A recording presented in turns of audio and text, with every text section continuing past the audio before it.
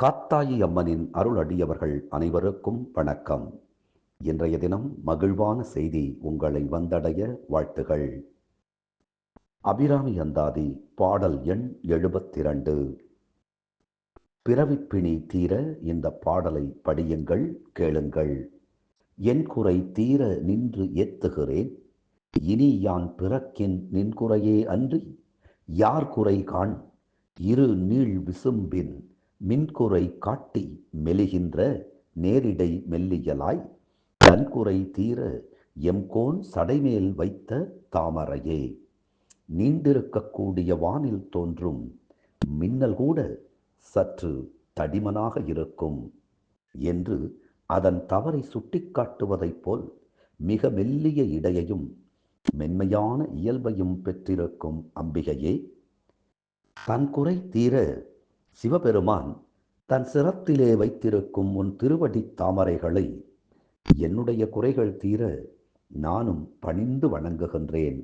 அவ்வாறு வணங்கிய பின் மீண்டும் மனிதனாக நான் பிறந்தால் அது உன்னுடைய குறைதானே அன்றி என்னுடைய குறை இல்லை. ஆம், இந்த பிறவியாகிய பிணி தீர வேண்டும் என்றால் எல்லோரும் அம்பிகையை வணங்க வேண்டும். பிறவி என்பது பிணியா, அது மகிழ்ச்சி இல்லையா என்று நாம் கேட்கலாம். ஆம், மனித பிறவி உயர்ந்ததுதான். ஆனாலும் கூட செய்த பாவ புண்ணியங்களை அனுபவிப்பதற்காக கர்ம பூமியாகிய இந்த பூமியிலே நாம் பிறந்திருக்கின்றோம். நம்முடைய வினைதான் நம்மை இயக்குகின்றது.